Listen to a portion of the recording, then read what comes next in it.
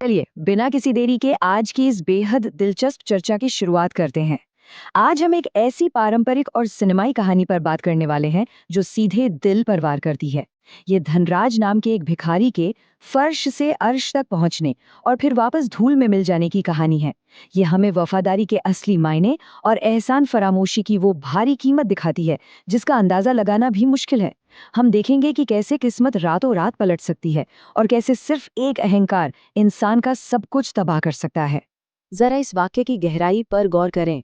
मैं बीमारी से नहीं बल्कि इंसान की कृतज्ञता से मर रहा हूँ। ये कोई मामूली बात नहीं है। ये कहानी के सबसे गहरे दर्द और अंतिम विश्वासघात को बयां करता है। जब किसी की अटूट निस्वार्थ वफादारी का सिला उसे धोखे के रूप में मिले तो उस पर क्या गुजरती है, ये उसका एक जीता जागता प्रमाण है। एक ऐसी वफादारी जिसने कभी कोई कसर नहीं छोड़ी, और एक ऐसा धोखा जिसने जान ही ले ली। यही वो दर्द है जो हमारे आज के इस पूरे विश्लेषण का मूल स्वर तय करता है। आइए पहले भाग की तरफ बढ़ते हैं। गरीबी में बना एक अनमोल बंधन। कहानी की शुरुआत एकदम निचले स्तर से होती है। हालात इतने खराब हो सकते हैं, इसकी कल्पना करना भी डरावना है। धनराज की असलियत यही थी। पूरे के पूरे गांव ने उससे मुंह मोड़ लिया था। कोई उसे एक रोटी का टुकड़ा तक देने को तैयार नहीं था। उसकी नौबत यहाँ तक आ गई थी कि उसे गांव के बाहर कूड़े के बदबूदार ढेर में अपने लिए बासी खाना और बाजरे के दाने तलाशने पड़ते थे। यही उसकी हर दिन की कठोर सच्चाई थी। लेकिन कहते हैं ना, जब सब दरवाजे बंद होते हैं तो कोई एक खिड़की जरूर खुलती है। उसी कूड़े के ढेर में किस्मत ने एक छोटा सा पासा फेंका। उसे मिट्टी में सना हुआ एक सिक्का मिला। सिर्फ 20 पैसे। आज के समय में शायद इसका कोई मोल ना हो, लेकिन एक भूखे इंसान के लिए ये एक अनमोल खजाना था। लेकिन यहाँ जो हुआ वो वाकई चौंकाने वाला है। धनराज ने उस सिक्के से खाना नहीं खरीदा। पास खड़े दो अमीर सेठ उस पर हंस रहे थे, उसका भयानक मजाक उड़ा रहे थे। उसे थप्पड़ तक मारा गया, लेकिन धनराज चुप रहा। उसने उन 20 पैसों से एक बांस की टोकरी वाले से नीले हरे पंखों वाला एक छोटा सा मोर का बच्चा खरीद लिया। यहीं से एक जादुई रिश्ते की शुरुआत होती है। धनराज अपने कूड़े से बीने हुए उसी थोड़े से बाजरे में से आधा हिस्सा उस नन्हे मोर को खिलाता है, जिसे उसने नीलू नाम दिया। दोनों एक ही चटाई पर सो जाते हैं और फिर ठीक आधी रात को चमत्कार होता है। वो छोटा सा मोर इंसानों की भाषा में बोल उठता है। नीलू अपने मालिक के इस निस्वार्थ त्याग को देकर इतना भावुक होता है कि वो जीवन भर उसके प्रति वफादार रहने की कसम खा लेता है। ये गरीबी और भूख के बीच बना एक ऐसा बंधन था जिसने आगे चलकर इतिहास ही पलट दिया। और अब आते हैं कहानी के दूसरे हिस्से पर, मोर का वफादार बलिदान। यहाँ से घटनाक्रम बहुत तेजी से बदलता है। नीलू सिर्फ बातें नहीं करता, वो अपने मालिक के लिए भयानक शारीरिक कष्ट भी उठाता है। जंगल में उसे एक ऐसा विशाल चमचमाता हीरा मिलता है जिसकी कीमत से पूरा का पूरा राज्य खरीदा जा सकता था। वो चाहता तो उसे छोड़ सकता था, लेकिन नहीं। उस भारी भरकम हीरे को अपनी चोंच में दबाकर नीलू पूरे 5 दिनों तक आसमान में उड़ता रहा। नीचे घने जंगल, पहाड़, शहर छूटते गए।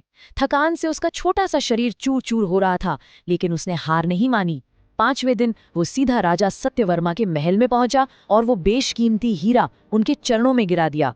ये सब सिर्फ इसलिए ताकि वो धनराज के लिए एक शाही विवाह का प्रस्ताव रख सके। यहाँ हम देखते हैं कि नीलू सिर्फ वफादारी नहीं बल्कि एक गजब का रणनीतिकार भी था। उस हीरे के बल पर उसने राजा सत्यवर्मा की पुत्री राजकुमारी मंदाकिनी से धनराज का विवाह तो तय करवा लिया, लेकिन धनराज तो अभी भी कूड़े के ढेर वाला भिखारी ही था। तो नीलू ने क्या किया? उसने एक झूठी कहानी गढ़ी कि रास्ते में डाकुओं ने उन्हें लूट लिया है।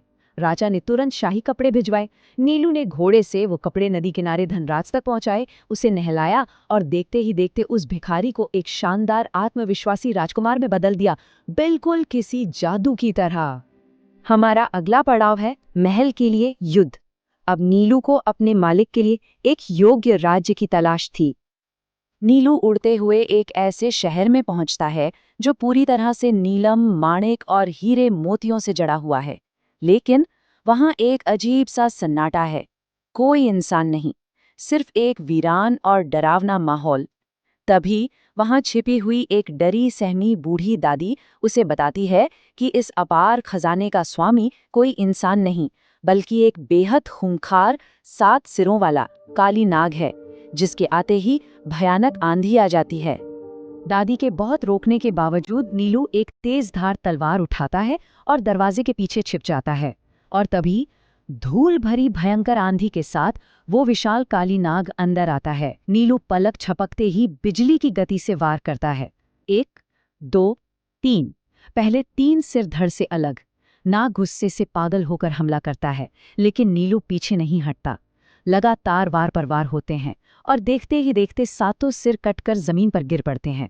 इस तरह वो छोटा सा पक्षी न सिर्फ बंदियों को आजाद कराता है, बल्कि पूरे के पूरे शहर और खजाने पर धनराज का अधिकार तय कर देता है। लेकिन हर चमकती चीज सोना नहीं होती। यहीं से कहानी में आता है सबसे दर्दनाक मोड़, अहंकार का जहर। इन दोनों चेहरों को देखिए, कितना बड़ा विरोधाभास है।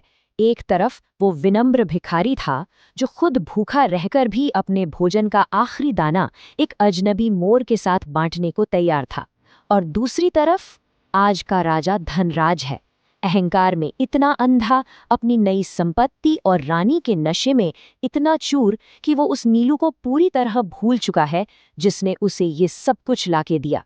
दौलत का नशा उसके सिर पर चढ़कर बोल रहा था। और यहीं से विश्वासघात की शुरुआत होती है।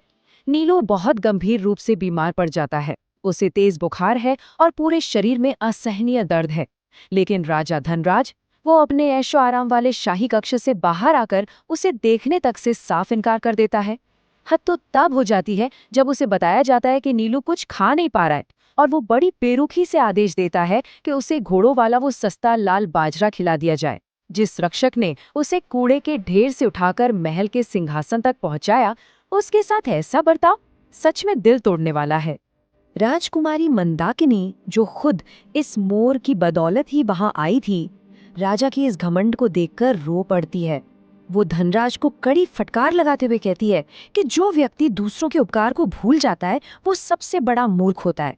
वो उसे याद दिलाने की कोशिश करती है कि ये राजपाट, ये वैभव सब उसी पक्षी की देन है। लेकिन अहंकार के नशे में चूर धनराज के कानों पर जूं तक नहीं रेंगती। और फिर आता है वो क्षण जिससे हमने शुरुआत की थी। नीलू की चोंच से खून रिसने लगता है। उसे समझ आ जाता है कि जिसके लिए उसने अपनी जान की बाजी लगा दी, वही इंसान आज उसे पहचानने से भी इनकार कर रहा है। उस जादुई मोर की जान शारीरिक बुखार से नहीं जाती। उसका दिल इस भयानक धोखे और इंसान के इस अमानवीय व्यवहार से टूट जाता है, और एक गहरी निराशा के साथ वो अपने प्राण त्याग देता है। और अंत में हम पहुंचते हैं कहानी के आखिरी हिस्से में, एक दुखद वापसी जहां न्याय होता है। नीलू के मरने के बाद भी धनराज का घमंड कम नहीं होता। वो बेरहमी से आदेश देता है कि इस मरे हुए पक्षी को उठाकर कुएं में फेंक दिया जाए। लेकिन राजकुमारी मंदाकिनी ऐसा नहीं होने देती। उनका हृदय छलनी हो जाता है। वो तुरंत अपने पिता राजा सत्यवर्मा को संदेश भेजकर बुलाती हैं। दोनों मिलकर उस अंधेरे कुएं से नीलू के शरीर को निकालते हैं, उसके लिए रोते हैं और पूरे विधि विधान और राजकीय सम्मान के साथ उसे दफनाते हैं, जो एक सच्चे और महान मित्र के लिए बिल्कुल सही था। लेकिन कहते हैं ना, समय का पहिया घूमता जरूर है और ब्रह्मांड का न्याय अचूक होता है। उसी रात एक जादुई बदलाव होता है।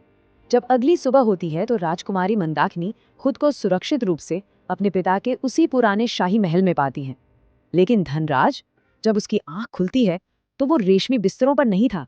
उसके हाथ धूल और मिट्टी से सने होते हैं। वो वापस उसी गांव के उसी बदबूदार कूड़े के ढेर पर खड़ा होता है। सब कुछ एक झटके में खत्म। धनराज का अंत ठीक वैसा ही होता है जैसा उसके कर्म थे। पलक झपकते ही उसका विशाल राज्य, उसकी सुंदर पत्नी, उसका सारा वैभव और उसका सबसे सच्चा दोस्त, सब कुछ छिन जाता है। वो वापस उसी कूड़े के ढेर पर दाने बीनने को मजबूर हो जाता है, और अंत में भूख, कमजोरी और अपने किए के भयानक पश्चाताप के बोझ तले दबकर बिल्कुल अकेले उसी मिट्टी में अपनी जान दे देता है। उसकी मौत पर आंसू बहाने वाला कोई एक शख्स भी नहीं बचता। ये पूरी कहानी हमें एक बहुत ही गहरा और चुभने वाला सवाल देके जाती है। जब किसी बड़ी सफलता या साम्राज्य की नींव एहसान, फरामोशी और दूसरों के भूले हुए बलिदानों पर रखी गई हो, तो क्या वो कभी टिक सकती है? वफादारी का सम्मान करना जीवन का सबसे बड़ा मूल्य है, और इसे भूलने का मतलब है खुद अपने ही पतन को बुलावा देना। इस बात पर गौर जरूर कीजिएगा। आज के इस विश्लेषण में बस इतना ही। उम्मीद है ये कहानी हमें हमारे जीवन के कुछ अहम रिश्तों और उनके महत्व को समझने में मदद करेगी।